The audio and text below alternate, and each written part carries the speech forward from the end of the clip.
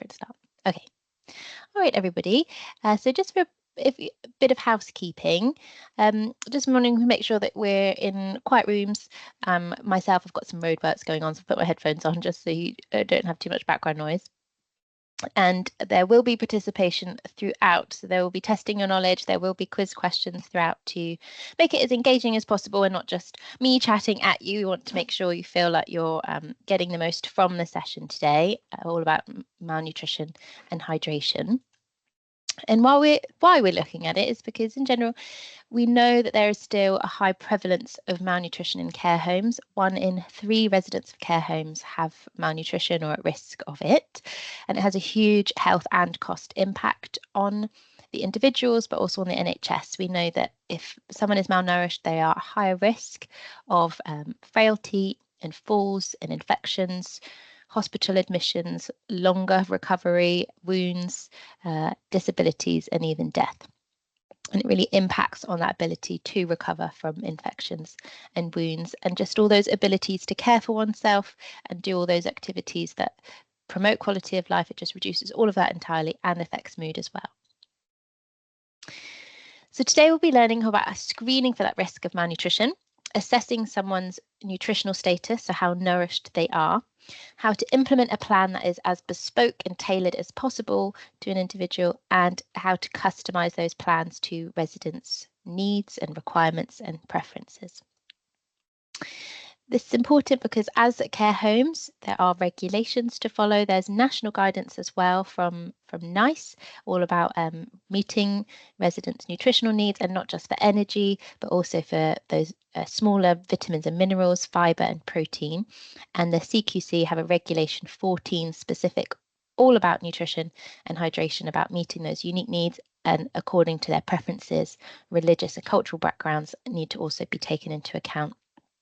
So when you take someone into a care home, you're agreeing that you'll try and meet someone's nutrition, hydration needs. So a lot of excuse me, a little bit coldy, so you have to have some patience for me. Most of our training today will be going in depth through this malnutrition management pathway that was created in collaboration with all the Buckinghamshire, Oxfordshire and Berkshire West Trusts. There was a working task group put together. And we came up with a management pathway which covers all those aspects of managing malnutrition. In terms of how you can find it, we've got it on our website. So it's a public-facing website. The links are there. And it goes through all of these steps in detail. So recommend when we send out the certificates, you'll get the link directly to the resource, but we'll be going through it in detail today. So in terms of what this pathway covers, it's broken down into 4 steps. And those steps are, step 1 is all about assessing for that someone's risk of malnutrition. Step 2 is interpreting that risk and what is the impact of that. Do you need to act now? Do you need to escalate? What do you need to do? How do you interpret that, and how do you address those underlying causes of why someone's malnourished or at risk of malnutrition? Step 3 is about implementing their care plan for managing malnutrition, and step 4 is reviewing that plan and escalating it as needed to local services. So going to go into step 1, so that's assessing the risk of malnutrition. It's important to still know how to do it because we know from our audits that a third of... Sorry, I'm getting a call from someone who's meant to be attending. Let me just see if I can pull her in, perhaps.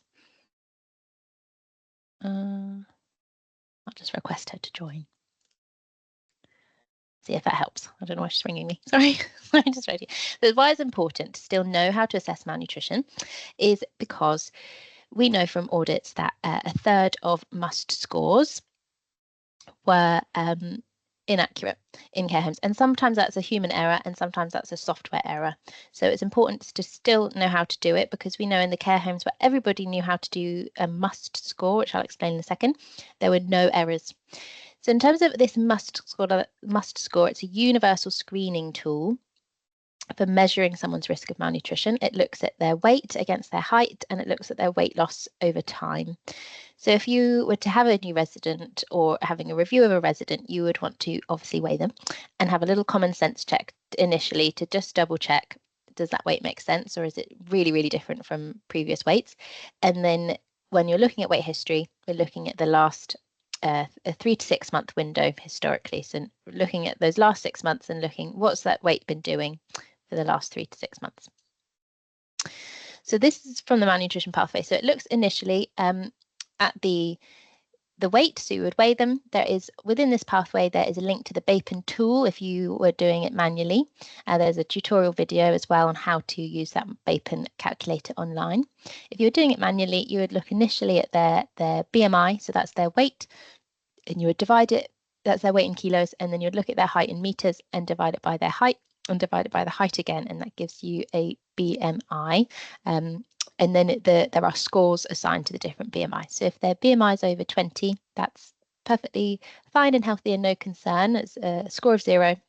If their BMI is between 18.5 and 20, that would score a 1, and an under 18.5 would score a 2. Then you would look at that weight history, and you would look at their highest weight in the last 6 months and calculate the difference. So how much weight have they lost? If they've gained weight, they would score 0 because there's no concerns if they're gaining weight. We're looking at how much they've lost. So if they were 45 kilos and now they're 40, you would do 45 minus 40, and that's that 5 kilos difference that they've lost. And then you do a bit of maths and you have to do 5 kilos that they've lost and divide it by what their weight was originally. To get a percentage, you times it by 100. So if they've lost less than 5%, then you would score 0. Between 5 to 10% would score 1, and over 10% loss, obviously much more of a concern, that would score 2. And you basically just add those scores together. So the BMI score of 0 to 2, the weight loss score of 0 to 2, and add them together to get the must score. There's an extra element there about acute disease effect. In your community, out in the residence care homes, we don't tend to score anything for that. That's more reserved for those that are acutely unwell. They've not been eating or drinking for 5 days because they're so poorly. So we don't tend to score anything for that one once someone's at home and not acutely unwell. So when you've got your final must score, a 0 would be low risk, must score of 1 is medium risk, and must score of 2 or above is high risk. We'll go into a bit more detail what happens then. But if you couldn't weigh someone, there are also tools called a mid-upper arm circumference. I've got links in the malnutrition pathway on the Bapen tool for a bit more information about how to do that. So it's a measurement. You take the tape measure, measure the length of the arm, find that midpoint, and then measure around the middle. And that just gives you a bit of a broader picture of malnutrition and whether they might be underweight or not. And you could also visually assess to see perhaps they're losing weight. They've got more drawn skin on their face or around their shoulder blades, on their hands between their thumb and their palm.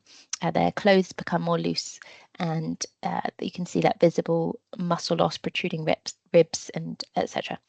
There are lots of physical signs, as well as they might be getting more frequent admissions or frequent infections and wounds, and that can also be a sign that they're not eating and drinking well enough. So what comes next is you've got your score. So if they were a must score of 0, that would be that low risk and no interventions need to be implemented at that point, but do keep an eye because they might be on a downward trend. Must score of 1 would say is medium risk, and we want to prevent that from getting worse. So you might start implementing some enriching diet or snacks, as we'll go into today about what you might be able to do. And that high risk of must of 2 or above, that's where you definitely need to start implementing a plan and going through all the steps that we'll be going through today, and act now, basically. In terms of testing your knowledge, we're going to be doing a Mentimeter quiz. You don't have to get out your smartphones because I'm able to do it from within Teams now, so don't worry about using your smartphones throughout. But we are going to work through an example together. So we've got Mrs. Smith, and she's 84. She's recently moved into the care home, and you're doing her initial nutrition screening. Her weight's 45, her height is 1.55 meters, and 3 to 6 months ago, she was 50 kilos.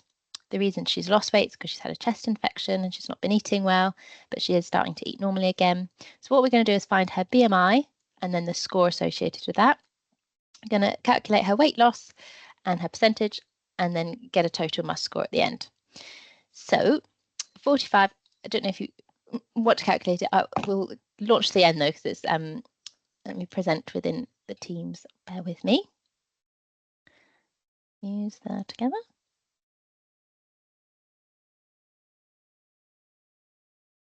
just loading. So I'm not able to show both. So you can hopefully do it from within the screen and get ready. Perfect. And then we'll start the quiz. So we don't do all questions at once. We'll dip in and out of it throughout the session. And start the quiz. Oh, that didn't go very well, did it? Let me escape it. Try again. Got an error code for some reason. Let's try again.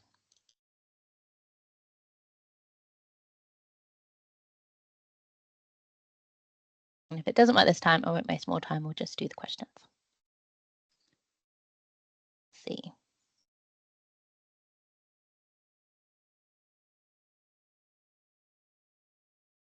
Okay. So which of these are not common signs of malnutrition? And this got frailty, sarcopenia, or improved wound healing. Oh, yes, Sarah, sorry, is it not working? I don't think it's come. No, it's come up. Oh, it's only come up half on my screen, I have to say. Oh. Okay, we'll just do the questions and I won't bother with the Mentimeter because I don't want to faff around when technology is not working. I'll go back to my slides. Sorry. It worked in our last one, but it's been a month since then. You know, you just forget how to get it working. I don't want to faff with it if it's not working. Sorry, it's just loading the slides. So we're going through, it was just a quick question. So of the not common signs of malnutrition, so it was frailty, sarcopenia, and improved wound healing. If anyone put it in the chat, what they might think is not a common sign of malnutrition. I can write the question again. Which are not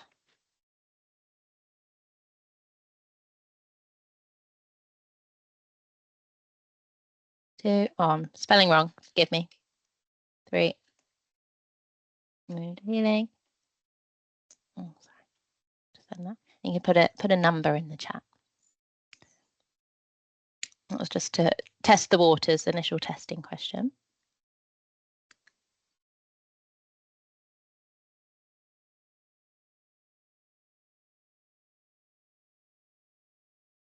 We're getting some responses. I've got a response of 1. I've got some response of 3, more response of 3, more response of 3. So of the not common signs of malnutrition would be improved wound healing. That was a good tester question to get you started with. Okay, so then the BMI of Mrs. Smith. So just quick maths, you could use your calculators because I don't expect you to be able to do that in your heads. But 45 divided by 1.5 divided by 1.55. Again, you put your answers in the chat if you want to, but I know that's tricky math, so we can skip to the answers. But we already got a correct answer there in the chat. So the correct BMI is 18.7. And if we were to give a score for that, would anyone in the chat happy to share what they think the score would be for 18.7? So Alexandra said, yes, we got a score of 1, which is medium. Thank you very much. So she historically was 50 kilos and now she's 45. So if you could feel confident answering what her the amount of weight loss that she has experienced in kilos and the percentage and the score, and then major points to whoever gets there first. So she was 50 kilos and now she's 45.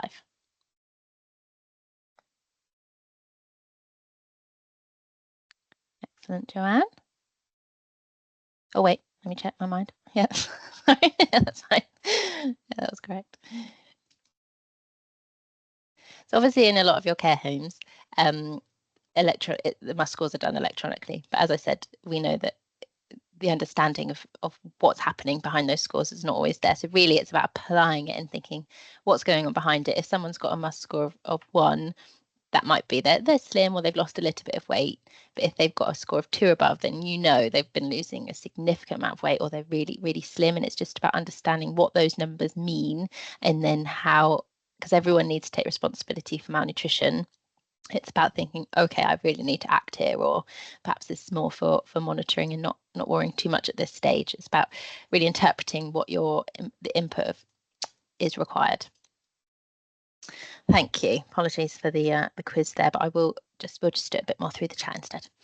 So step 2, so you've got your score. So for Miss Smith, for example, she'd had a BMI of 18.7 and her weight loss, she'd lost 10%. So altogether, she would have been a must score of 3 from adding those 2 scores together, and that'd be high risk. So say if someone was high risk, what would we do next in interpreting it and addressing those underlying causes? And there can be lots of different things that can be going on for someone and why they've been losing weight. We mentioned Mrs. Smith, she'd had a chest infection, but it might be that they've got a progressive condition and it's quite normal to see weight loss in those circumstances. We might also see someone's end of life, and so that's quite normal to stop eating and drinking, or perhaps they've lost weight because they've actually had an amputation. So really considering, is it, oh, they've been losing muscle and fat, or is it a limb related reduction in their weight? And then sometimes people are acutely unwell, so they might have been in hospital because they have had an infection or another reason for going in, and because they're poorly, they're not eating, but then actually they'll pick up, they'll get back to baseline and they'll get back to being normal again. So you might not need to implement a really intensive plan because they'll eventually recover and the appetite will get back to normal and their weight will settle again. So they're not necessarily needing to escalate and set all the alarms going. So that was about interpreting. Do we need to act? Do we need to monitor? Do we need to escalate? And when you're thinking about it, you could also think, perhaps if they're a new resident, you might not know all that background about all the admissions and other things that have been going on. So those relatives are a really useful tool. The resident themselves might be able to share, but did they feel they've lost weight and are they worried about it? There's a lot of this really comes down to who is worried, because we can get caught up in numbers and all our scorings and things like that. But when it comes down to it, perhaps they've always been a small eater, and so they've always been slim. So this isn't new and they're perfectly well. They're not, actively having any signs and symptoms of malnutrition. That's just their norm. So you would adjust your care plan. You wouldn't need to escalate necessarily unless it's a new issue. And then identifying all those other things that might be going on. This also from the malnutrition pathway, it might be that they're not eating because they're constipated. And so it's important to address that, whether medically or more fibre and fluid in their diet where possible, to try and help. Because if you think they're not going to the bathroom, there's not going to be much room to eat more, and that's going to affect their appetite. Similarly, if they're vomiting and diarrhea, you've got to address the underlying causes of that. And then once that's managed, hopefully their eating and drinking should improve. There's a lot here around agitation and refusing food and fluid, and that might be where your input is limited because it might be related to their progression of condition, but it also might just be because they're in pain at the moment. And if it's something that you can address, excellent. And if you can't, it's about acknowledging where your input is limited and more promoting quality of life. And then if it's more practical things like they've got dexterity issues, there are specialists that can support with adapted cutlery and or physio related things that can support them to maintain that independence with eating and drinking. And if they can't use cutlery and crockery so much, then finger foods, for example, are a valid alternative solution. So a little case study for you to apply. So for this gentleman, Mr. Ahmed, we are going to be thinking, what is the reason that he's been losing weight and what could we do to address it? And who could we refer to? So Mr. Ahmed's must score is 2 because he's very slim, higher than 2 actually on reflection. And then if any recent changes, so you've noticed he's been eating less at meal times. He's drinking very poorly, only 600 mils a day. His dentures are fitting more loosely, which is very common if you've been losing weight. It can affect your mouth. And so the dentures won't fit anymore. He's also coughing whilst he's eating. You don't know much about his food preferences, and he's sleepy during his meal times, and he's living with dementia. So I will be just asking the question for you in the chat. So actually, it's very simple. What is the most appropriate first action? And I will just type out the answers for you.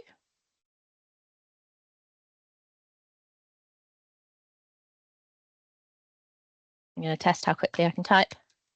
No pressure. There are your answers, and you just pick a number for me.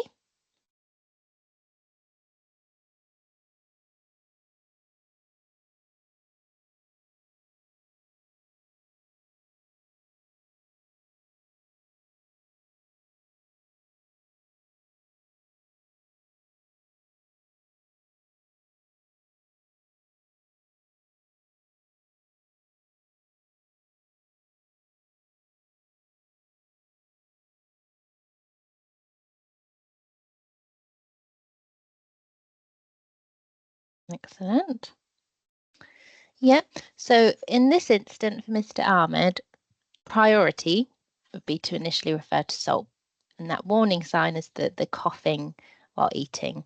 Also, the fact that he's not drinking much and eating less could be because he's having so much issue with this coughing and it's putting him off, or, and not wanting to eat. So that would be first step to address. And the other one's not necessarily wrong, but less of a priority. So there's different things to do. You could also refer to the dentist for the help with the dentures, and the SALT may recommend, based on their assessment, they might consider thickened fluids or an adjusted texture modified diet, and they'll provide some guidance on that. The fact that he's sleepy during meal times might consider whether it's appropriate to review the actual times that he's offered meals and other foods, or whether certain medications might be making him more sleepy, and the GP or pharmacist might advise on that. With dementia, lots to do. We will discuss dementia in more detail later, but some simple things will be more prompting at meal times and support, or maybe eating more socially could help. Depends on what Mr. Ahmed prefers. And then with eating less, start with the enriching of his meals, and some finger foods could be considered if he's struggling with that, and then starting to monitor his weight for improvements. Okay, so step 2 altogether was really about addressing those underlying causes. So once you've assessed someone's risk of malnutrition, you know if it's a low risk, medium risk, or high risk, and whether you need to act now or not. And that really depends on what has been causing that malnutrition risk to increase. Why have they been losing weight, and is it something that we can do something about? Who can we refer to? What are the specialists? Whether the whole team need to be involved, those occupational therapists, physios, speech and language therapists, doctors, etc. And all those, that whole picture needs to be addressed, because malnutrition is affected by so many different things, and really addressing what is the underlying cause. And if we can treat that, then that makes the rest of the process a lot more smooth sailing. But also acknowledging where input is still appropriate, or whether we can acknowledge our input might be more limited, and where we can go for a more quality of life approach, or just a review, monitor, and see if they go back to baseline. Step 3, implementing that care plan. So the malnutrition pathway breaks down what to do for the different must scores. So if they were a low risk, that would be that routine care, unless they've got perhaps a wound as well. So if they did also have a pressure ulcer or a wound, then you would follow the wound care advice, and you could still look at that. But for must of 1 and 2, our approach is to treat them quite similarly. You still want to address it, but it's that level of intervention where it becomes more different. So to start with, we would encourage doing a food diary, and I'll go into a bit more detail about how that can be a useful tool. And then you would set a goal, an appropriate treatment aim. And then the differences are between the must 1 and 2 is how much extra energy you'd be aiming to provide. So for a must of 1, I think 300 to 500 calories a day extra, and must of 2, at least 500 calories, if not extra 1,000 calories a day. But in terms of how you do that, that's where your knowledge of your resident comes into play. So whether you're enriching their meals, or offering them snacks and or puddings, or extra nourishing drinks, how you get to those calorie goals is up to the unique preferences and requirements of the resident. And then depending on how high risk they are is also affects that level of monitoring. So you would always rescreen that must score monthly, but in terms of how often you weigh them, for a high risk, you might want to weigh them more frequently, just to keep an eye and see if your treatment plan is having the desired impact as you go through the month, rather than waiting a whole month and not knowing it's not having any positive impact. And then bringing you through at the end of that month, you would review, has the treatment plan been working?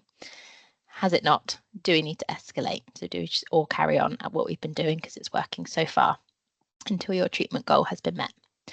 So we're going to start that top of that flow chart and go through the food diary.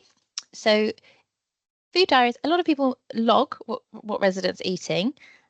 That's okay, but I think there's so much more that you can get from a food diary than just what was on the menu that day, really, and just logging it, filing it away, and never looking at it again. It can be a really useful tool. It can help you see what a resident's preferences are, because it can show you what meals they eat more of or which ones they decline more often. It can help you show trends and show you that they've been eating less over the last few days, or it could even show you that they really make the most of certain meals and not others. It can help you confirm and be evidence for the fact that your nutrition care plan's been implemented, because you might say, I'm going to be offering them 2 nourishing drinks a day, and your food diary is there as evidence to show, yep, we offered that mid-morning and mid-afternoon and they took it or they didn't. And it also then, you could then use it as evidence when you're escalating and referring on to specialists. You can actually say, yep, we've been trying food first for a month. This is the information that we have to show that, and then they can build up on there. We also say when not to use a food diary. That would be perhaps if they're end of life and palliative, when you're looking more for a quality of life approach, and also if their weight is stable. It's not necessarily a useful tool then, because you're not having any nutrition intervention. When you've done your food diary, again, what kind of questions you can ask yourself. So checking that they've been offered their 3 meals, or checking they've been offered like 7 drinks a day, checking they've been offered those nourishing drinks, as you've said in your care plan. You could also use it to highlight, oh, they've not been eating. You notice that the trends that they've not been eating. Let's identify any underlying causes recently, or particular meals that eat more or less of. Or perhaps the timing patterns, or that there might be staff on shift that day, and then you notice they always eat better with a certain carer than with others, or they eat better in the dining room, or they eat better alone. So it's really can inform you if you make the most of it. I've got a food diary here, and I just want you to take a little time to reflect and see if you notice anything, and you can put that in the chat, any preferences or patterns to their eating. That might be from the amounts that they're eating and what they're declining. And pop it in the chat, and I'll give you some prompt questions.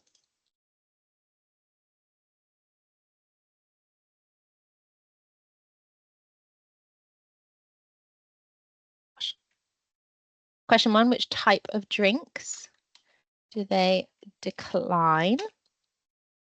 And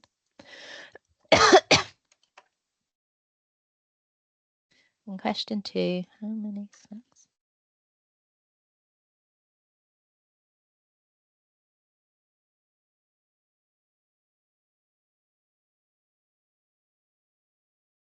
Okay, a few questions there to reflect on.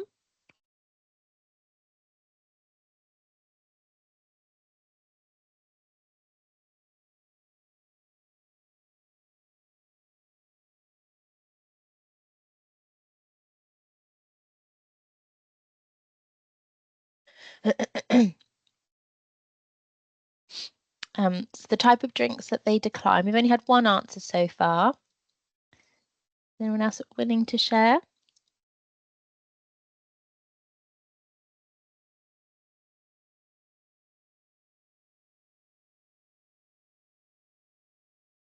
We've had one correct answer from Joanne. She said the milky drink. So if you notice at the mid-morning, they've accepted the smoothie, but then in the afternoon, they declined the homemade milkshake.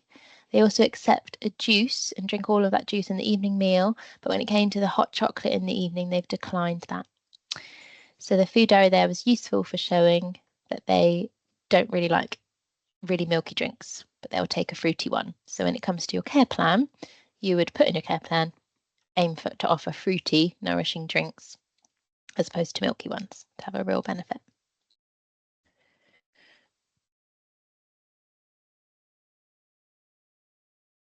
Okay, and then I'll keep tallying up the snacks. Any other volunteers for how many snacks and puddings they're eating? And that third question, what time of day do they eat best?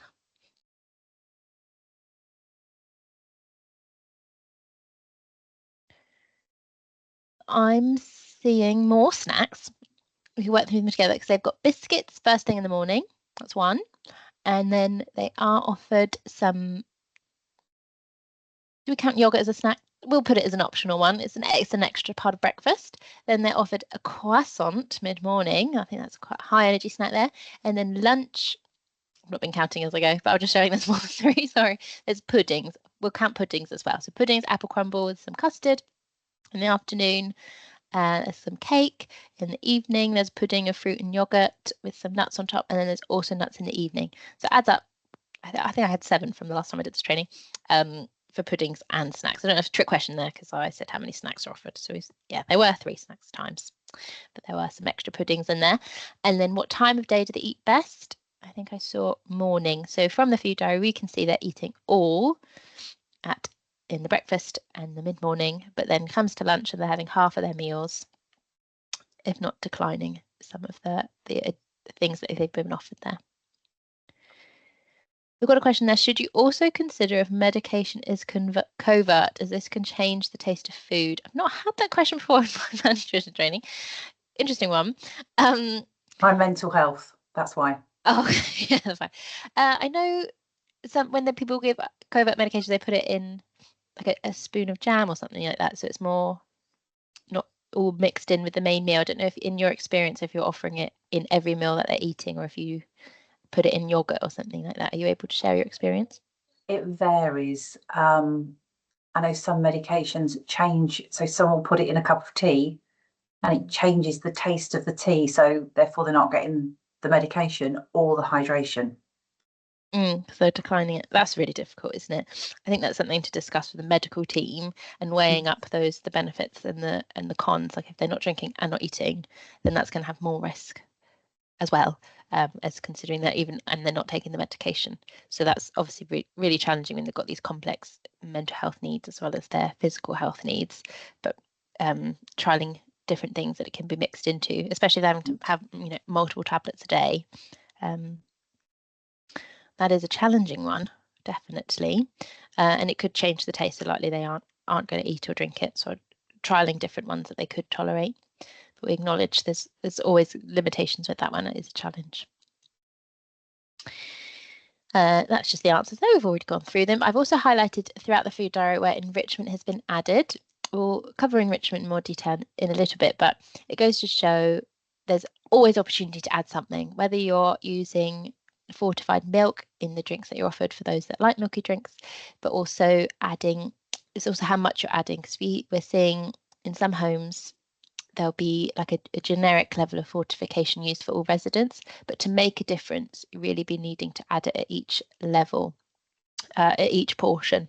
And I'll show in detail in another slide about how much it can really add up to throughout the day, but it's just very possible. There's opportunity to add it at all different meals and snacks. This here is from the pathway. This is an About Me page. I know homes do different things. Some people do like a passport. Some people have diet cards. Some people pin them up in the kitchen. Some people put them in the residence folder. But it is just really useful to have it all in one place for anyone that's supporting that resident where they're eating and drinking, what their preferences are and requirements, perhaps from a religious background, texture background, any allergies and intolerances, and just what they like and don't like. And then in terms of what at their different meal times, they might really like a cup of tea in bed in the morning, or they really like to eat meals with other residents. So just putting it all in one place so that anyone that comes to help with that person knows what they're doing. So all in all, the food diary is a really useful tool for identifying preferences and patterns, and then seeing how can I apply that when it comes to producing my care plan, and how can I use all that information for that resident and put it all together. A bit more information about this food-based approach. I've been mentioning it in passing here, there, and everywhere. In Bob, so our area, we recommend this 1-2-3 method. So you can add up to 1,000 calories a day plus protein plus the vitamins and minerals and fibre through, we would say, these 1-2-3 methods. That's 1 pint of fortified milk, 2 snacks at least, and 3 enriched meals. So I'm going to share.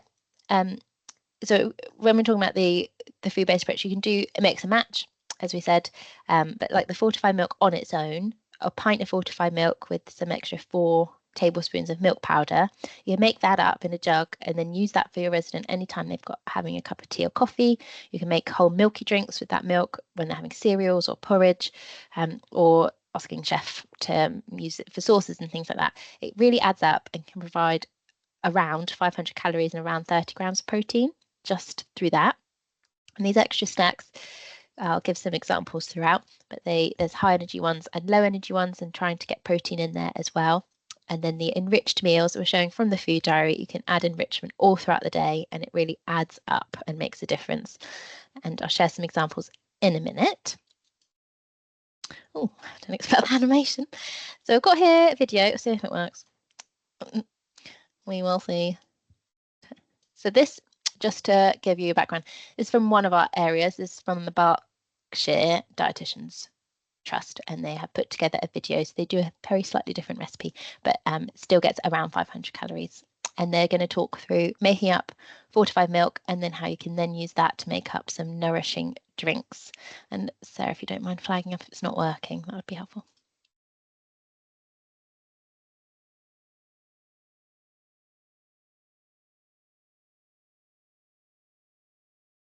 God.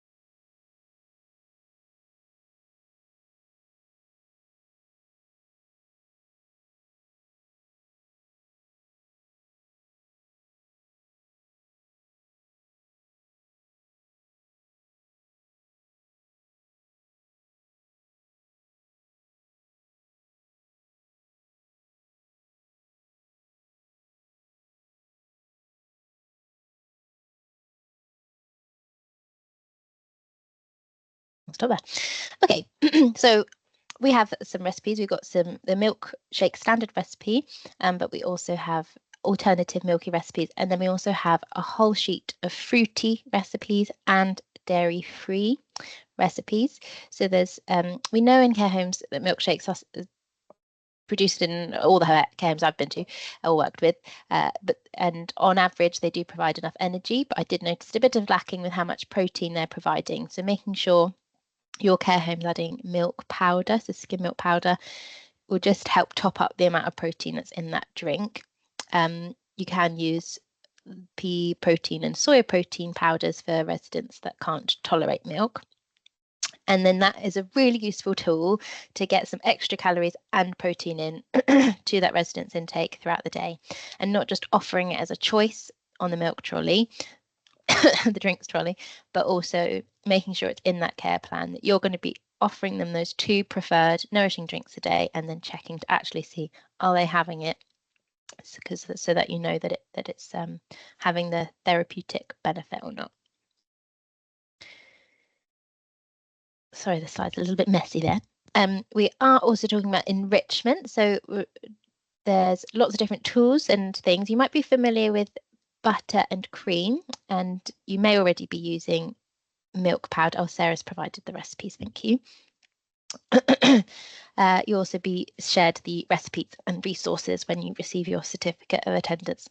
So in terms of enrichment is a tool to add energy and protein where possible to foods and drinks without increasing the volume of the meal. And so that really supports people that have appetite problems. I've presented some milky and milk-free milk-free alternatives, because not everyone can tolerate milk. So where someone can have butter, or you could have vegan spread instead. There are plant-based creams made from oats or soya. You can get vegan cheeses. I mentioned the pea protein or soya protein powder. And then there are like coconut yogurts as alternative to regular yogurt, and just some alternative options at the bottom. There's also nut butters and ground almonds. There's even more things you can consider. There's smashed dates, there's smashed avocado, and olive oil instead of butter.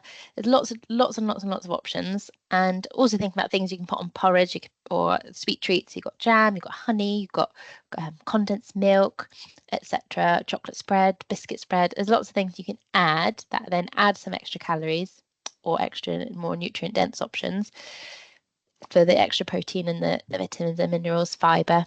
Because for aging well, this is from the British Dietetic Association. They produced a resource about aging well. It's not just about calories. We're not just trying to get energy in. It's also about supporting all their overall health with the vitamins, the minerals, and the fibre. Support their bone health, support their overall frailty, and really getting them to age well where possible. I know the whole point is they're really limited for what they can eat, but where they can, we can try and make the most of that nutrition we're providing. Another principle of food, I think this is just summary. Another principle of food, so far we've done the pint of fortified milk. We've looked at enriching of different meals and trying to get some more nutrient dense options in there. And then the last one there are some snacks. So we'd encourage at least 2 high energy snacks a day. Pop some options here of some more nutrient dense options. Try to encourage, excuse me, to move away from biscuits and cake as the default and think what else can we offer that's a bit more nourishing. So thinking it as an opportunity to provide some fibre, perhaps to help with constipation and things like that. Things like flapjacks, because they're made with fibrous oats and dried fruit, and they're still high in energy. Or you might consider some like cheese scones or Scotch eggs, for example, because they've got some extra protein. Got a list here which you can reflect on, provide the slides at the end, but some lower calorie to higher calorie options, and where there's asterisks, the little stars, they also provide protein, so a medium amount or a larger amount of protein. So it's wherever possible, try and think about protein. So if you had someone that's between their meals and they still have some appetite to eat something, don't default for cake or biscuits, but default to think, actually, could they have a Scotch egg or something, or a bit of put pate on toast, and it's acquired taste, but if they like it, that sort of thing. Again, get some extra protein, and that will help with wound care, healing. It helps with their frailty and keeping their independence. And there's vegan versions. So fruit with nut butter is a really good alternative for adding some extra protein plus fibre, for example. This is just a summary of our recipe. Just wanted to highlight for the milky drinks, from visits out to care homes, a lot of care homes, I don't know if it's just from what the catering companies stock, but they often use crusher, and I often see no added sugar crusher. The benefit instead of a fortified milkshake powder would be that you'd then be giving some extra vitamins and or minerals. They have added in sometimes vitamin D and C, and some B vitamins or the calcium, etc. So they just have that, you're providing extra nutrition in that same drink than you would do if you were just having crusher, which is basically just pink syrup. It's not even got the sugar in it to give some extra energy. So you would definitely make more of an impact having a fortified milkshake powder where you can. And there's some different options there of the dried milk powders. The differences are the skim milk powder versus the whole milk powder. A bit more calories in the whole milk powder, but a little less of the protein. So just to show, going into in detail, but I mentioned before about the food diary and where you can add in all these different opportunities. This food diary shows through all those additions where you've been adding some extra butter, some extra cream, some extra cheese, etc., and milk powders, can add 1,000 calories plus an extra 40 grams of protein. You can also add the more nutrient dense options like the ground almonds and the apple pie, for example. And also if they were, extra slide I wasn't expecting. all this summary shows all these different options that we mentioned before, but nice picture version. So not forgetting the smashed avocados and the olive oil is some more heart healthy enrichment, and there is still alternative protein powders, and all sorts can be added. We're going to work through some examples. Sorry, dairy free is coming up. Sorry, I was forgetting about my dairy free. So example protein porridge. Sorry. So say you had your serving of porridge oats with some regular milk. On that on its own, nearly 400 calories, 16 grams protein. But if you were to add for that one serving an extra 2 tablespoons of milk powder plus some cream, a splash of cream, and even 2 tablespoons of ground almonds, you don't have to do all of those, but it just goes to show how it all adds up. You're almost doubling the calories there. In fact, you're doubling the calories and having an extra 17 grams of protein just from that one meal alone. So you're already halfway there nearly to your goal of an extra 1,000 calories a day, just from some simple ingredients. For soup, start off with, fresh cream of tomato soup, 200 calories, about 5 grams protein. But by adding 2 tablespoons of milk powder, a small handful of grated cheese, or 3 tablespoons of yogurt, would bring it up by 300 calories and over 20 grams protein. Really makes soup go from a low protein meal to a high protein one.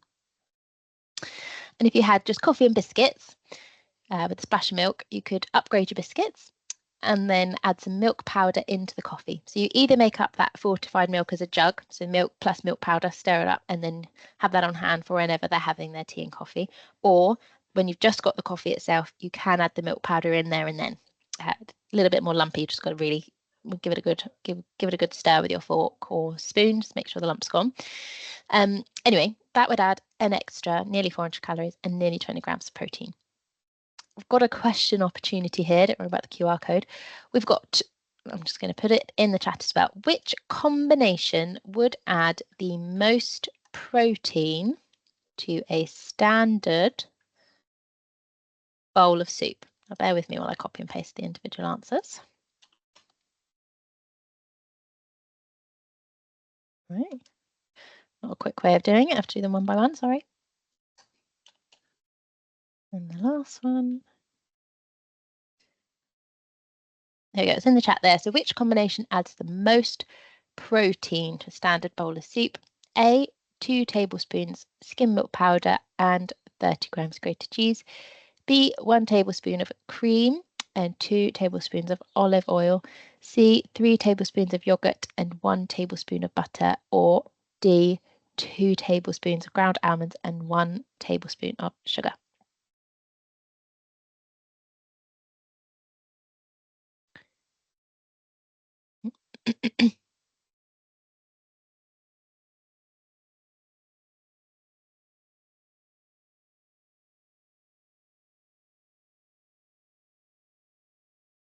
Not seeing any confident answers. I guess you're obviously not, nutrition might be your expertise.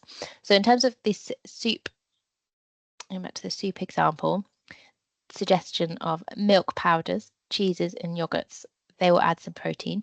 So out of these answers, I would go for A, so the 2 tablespoons of skim milk powder plus grated cheese. Option B would provide calories, but no protein from cream and olive oil. The yogurt would provide protein, but butter wouldn't. And then option D, ground almonds would provide some protein. But you wouldn't want to put sugar in soup anyway. Trick question. And if you had a resident that didn't like milky drinks, as we've been saying, there's so many options for alternatives. And that's if they don't like milky drinks, you could still make the most of snacks like boiled eggs, cheese straws, pork pies, your enriched soups. They might like yogurts still, or if not, there are the milk-free yogurts made from coconut, soy and oat, and offering them fruity drinks is the main thing.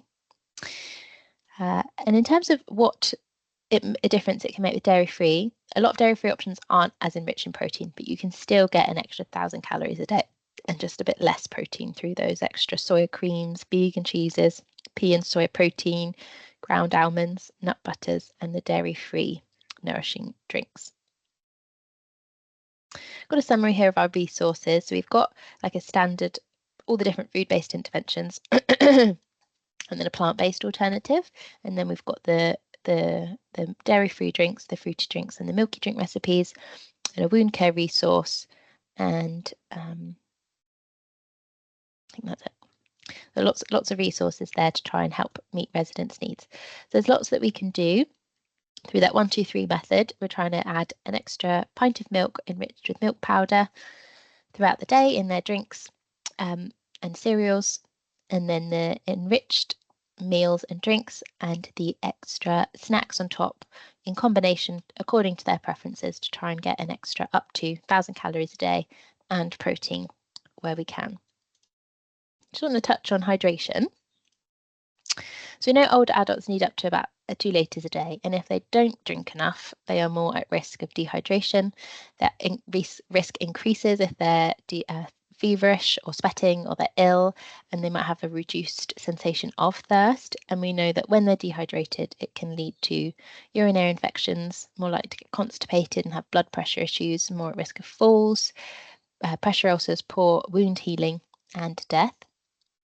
In terms of what we can do to better hydrate residents, I've seen some excellent solutions, like the decorated drinks trolleys, making it excited, or themed drinking opportunities like afternoon teas and picnics and things like that. People put the fruit in those water canisters. That makes it a bit more visually appealing.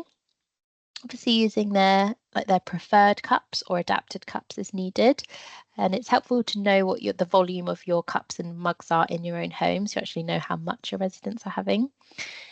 If they can, they could have a whole glass of fluid when they're having their medicines rather than just a sip. So just another opportunity to get them drinking. And then also just reassuring, it's actually a little bit of a myth that if you drink less, you toilet less. Some older adults don't like to drink too much because the issue's going to the bathroom. But actually, if you drink less, it irritates your bladder more. So you might end up more likely to go to the bathroom.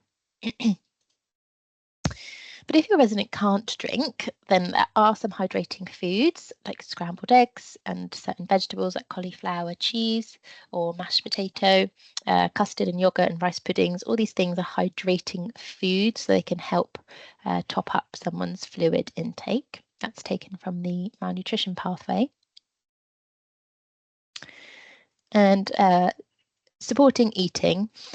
In terms of encouraging and prompting and making meals more social, we know that mealtime is so important for helping their identity and them connecting with other residents or connecting with the staff, and for that quality of life. I think if they're in their room all day, or it breaks up the day and it's a bit of normalcy, and it brings joy, and it's a pleasurable experience when it's made to be. So adjusting, having nice music playing, and background noise really depends on the residents. Some eat better with background noise and some eat worse. So it's identifying what's the preference for that resident and making it appropriate, and helping them join in with the mealtime prep where possible, and making it so it helps with the cues for appetite. So if they know, like, they're helping put out cutlery where they can, or they're I don't know, laying out the placemats, it just helps their brain get registering that it's mealtime now and I need to get ready to eat. And keeping a track of all those preferences and everything on that About Me document are important for that mealtime, and whether they need assistance. We know that if there are more staff available to assist at mealtimes, that's protective for the prevalence of malnutrition in that care home. So if everyone's on board, even I've seen the managers come down and they're helping with, I don't know, washing their hands or making the meal environment tidy, cutting up their food, or just making it all prepared, that makes eating better and a more pleasurable experience. I've also seen feedback prompts, so they've got iPads or tablets on the walls, or they do a handheld a piece of paper to actually respond what they liked about that meal or what they didn't, and that gets fed back to the chef. Also looking at waste logs that can help inform what kind of foods the residents do eat, like eating or not. In terms of swallowing and chewing difficulties, that's where the speech and language therapists have their expertise and can support in terms of adapting textures. But we know that dysphagia is actually much more prevalent in people that are living with dementia or Alzheimer's disease, and that might not be just the mechanics of the swallowing and the chewing, but it's also the delay in their brains recognizing that food is in their mouth, or remembering they've got food in their mouth, and there's that delay in the processing from chewing to swallowing, and they might hold the food in their mouth. They might also be more likely to choke or cough and demonstrate that wet sounding voice whilst they're eating and drinking. So it might be, as I said, the recognizing food or sensing it, and that delay from how their brain's been affected. And we know the risk is that the food, fluid or saliva can go into their lungs, and they're more at risk of acquiring pneumonia and other chest infections. And unfortunately, if they've got dementia and a dysphagia, they are actually double at the risk of dying from the aspiration pneumonia. So identifying those signs early on and addressing it where possible, and mouth care becomes very important. If they're holding their food in their mouth, they'll be more likely and at risk of getting tooth decay. Got a flow chart here, but really importantly, all the links for the referral criteria to the speech and language therapist. So where they would see someone is if they're having those, excuse me, where they're having that difficulty swallowing the food and drink, coughing and choking while eating. But where they don't support is if it's more like just a chewing problem or a reflux or vomiting related issue. They don't see people primarily for weight loss where they don't have a swallowing problem. And if someone's documented at choosing to eat and drink at risk, meaning they should be on a texture modified diet, but they don't want to, then that's their acknowledged risk, that they'd prefer to just eat and drink as they like to, even though they're more at risk of choking and coughing. So a speech and language therapist wouldn't see someone again because they're making an informed decision to eat as at risk. A little bit more note about this texture modification. So the benefit is that it can allow people to continue to eat and drink despite having these chewing and swallowing problems. That's okay. And yeah, sorry, the session is for an hour and a half, but we appreciate you've got other commitments in the afternoon, but the session's recorded so you can catch up on the end and you'll still get your certificate. And if you've got chewing problems, that's where they can still be on a texture modified diet, but not for like the swallowing problems, but just they eat better with softer foods like scrambled eggs and mashed potatoes, soaked cereals. You can soak biscuits and stews and very saucy foods, just easier to chew and swallow because they've been cooked really well and are easier to chew. Obviously, referring on to salt if it's more of a swallowing problem. But on the other side, people might not accept these modified diets very well because they're so different from what's normal for them. And so you have to weigh up that risk and think for quality of life. If it means they eat less, then they're going to end up more at risk of malnutrition and dehydration. So having that conversation with the resident and their relatives to what's best for them, and that might be a decision that's made at each meal time, or there might be, as we said, this documented eating and drinking at risk.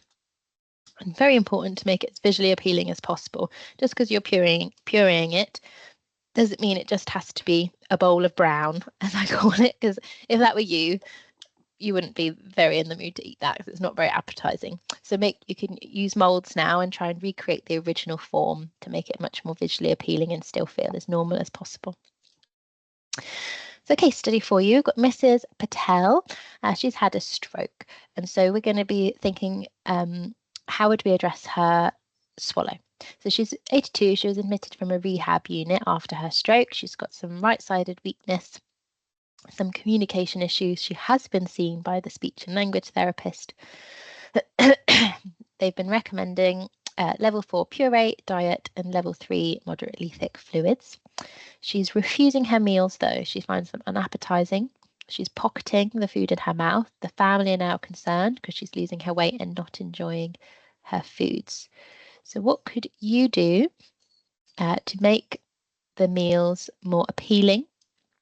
What role could the family have? And do you know any techniques for helping when she's pocketing her food? I'm just going to copy the questions. It's a bit more of a free format. We've already got some. Thank you, John. Getting information from the family about previous likes and dislikes. Yes, very good. Especially she might have some more culturally familiar meals that might be able to be adapted to make more into puree, so then they're a bit more familiar. And with pocketing, I mentioned mouth care earlier is really important, because if you're holding that food in her mouth, then her teeth are more at risk of tooth decay. So making sure she's being prompted to clear each mouthful before taking in another one, and maybe a small sip of fluid, making sure that mouth is clear before then moving on, making sure she's not being asked to talk while chewing, sorry, and just making sure that's being supported throughout. The answer's here. Sorry, the previous way of eating, with hands, that is true. If she is not able to use cutlery anymore, that definitely becomes more challenging the softer that the food is.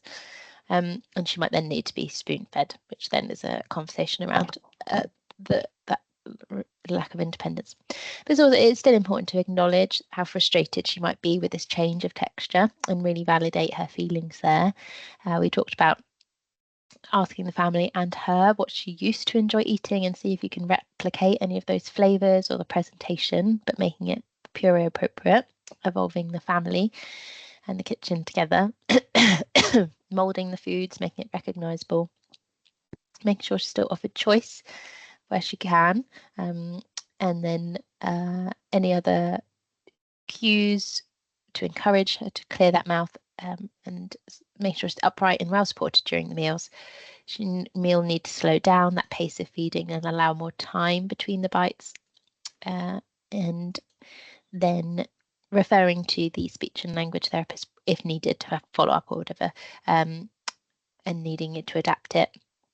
But just make sure that meal times is as dignified as well, because when you're needing to be spoon-fed, imagine what that's like for yourself, and how difficult it is to have someone else time your meals and your spoons, and the meal size. It's so challenging. So making sure you're, as much as possible, trying to see it from her side as well.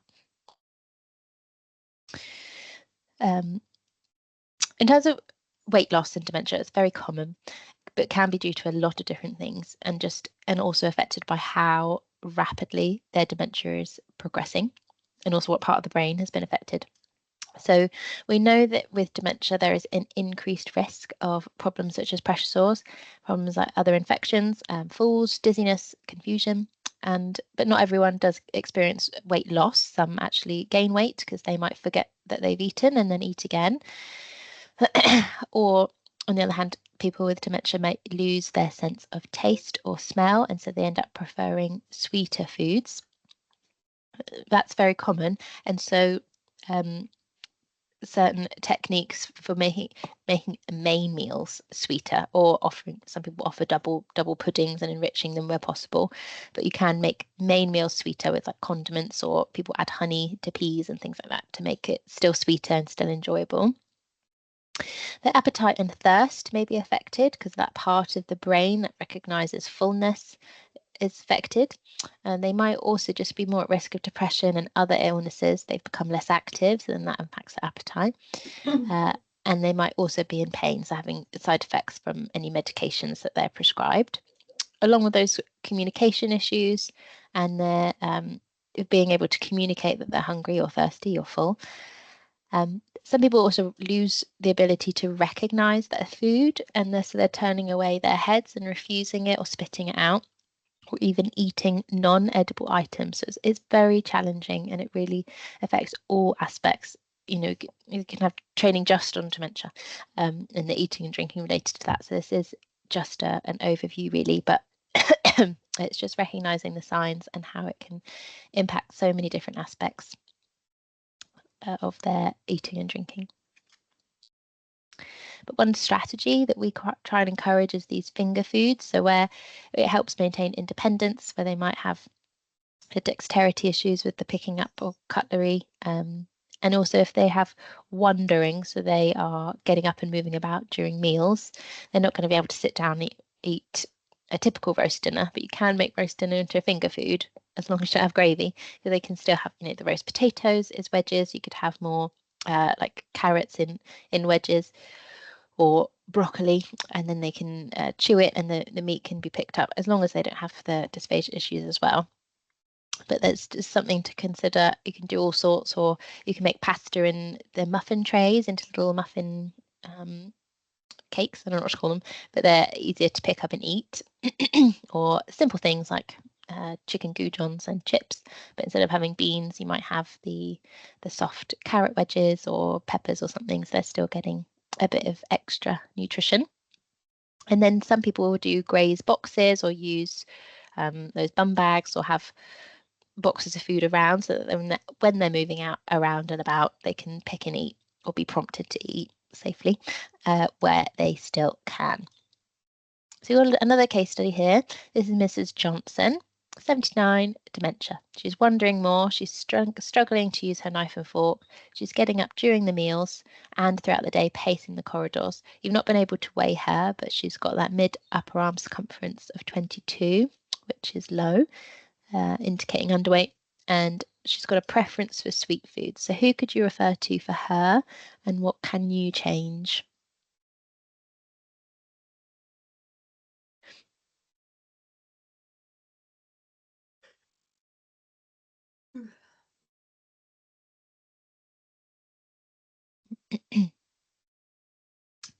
This lady, I would offer some sweet finger foods and refer to that occupational therapy to see if they can support with any adapted cutlery and crockery.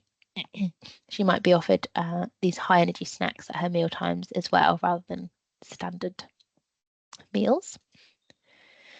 Quick note on diabetes. So we don't say that diabetic foods are recommended. They can still have a standard diet. We don't exclude anything. We also would say that diabetes can be medically managed, whereas malnutrition can't. You can't take a pill to gain weight. So that becomes more the immediate priority, and then the rest of the medical team can monitor that diabetic control.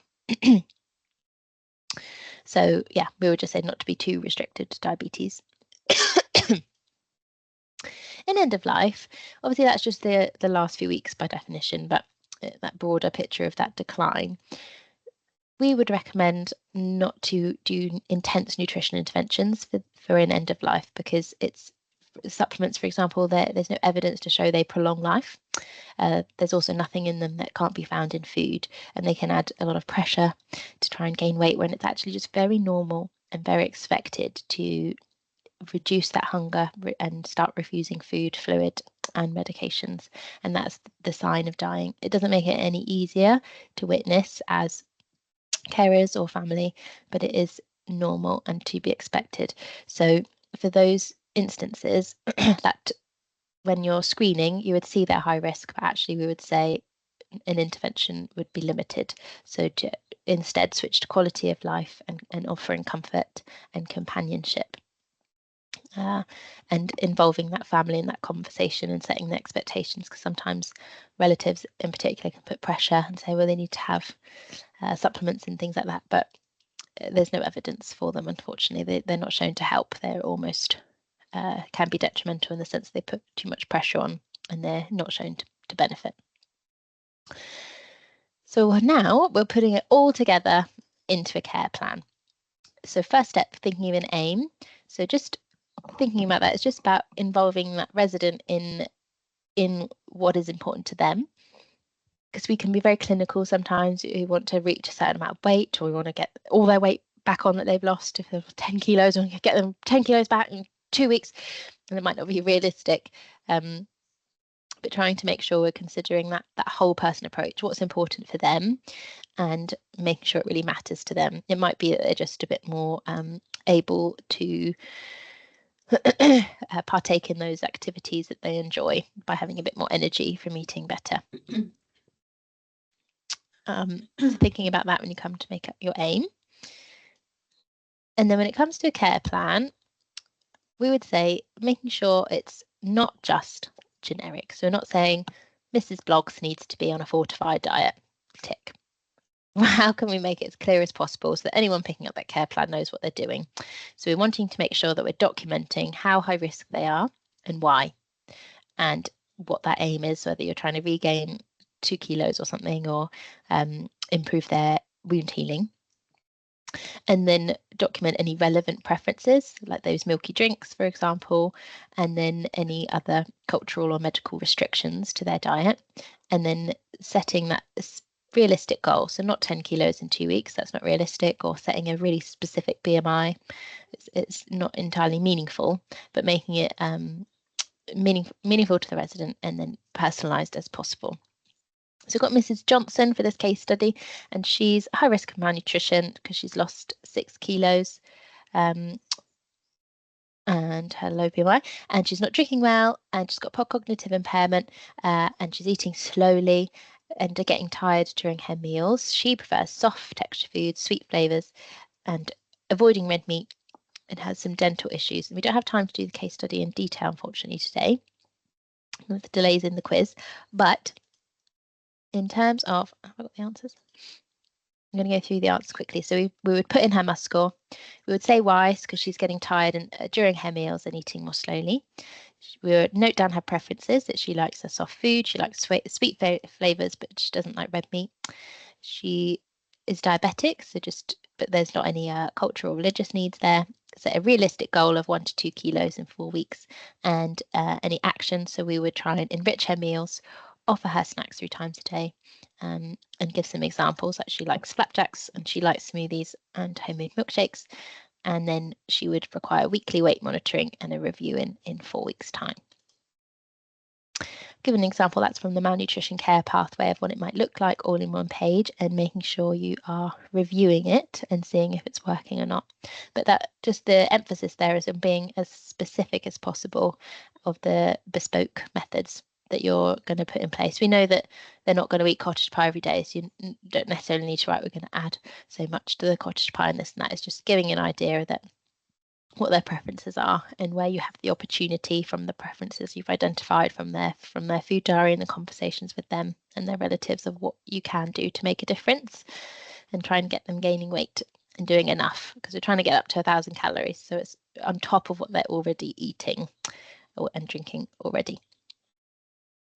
So just a reminder, you might be weighing them weekly but screening them fully monthly, and you'd be looking at what they're eating, how their weight is doing, and what their fluid intakes have been, and really identifying if that care plan has had an impact and if you need to escalate it. So that might take place after a month, and then it's good to reflect, because if you've not met your goal, then you need to think why, and is it appropriate to still continue, or whether it might be more appropriate to acknowledge you're limited. So where you might then acknowledge you're limited would be in those end of life situations, or those really end stage progressive conditions, or where they're admitted to hospital, so they've been acutely unwell, so the impact of your plan would have been scuppered, but you might still carry on.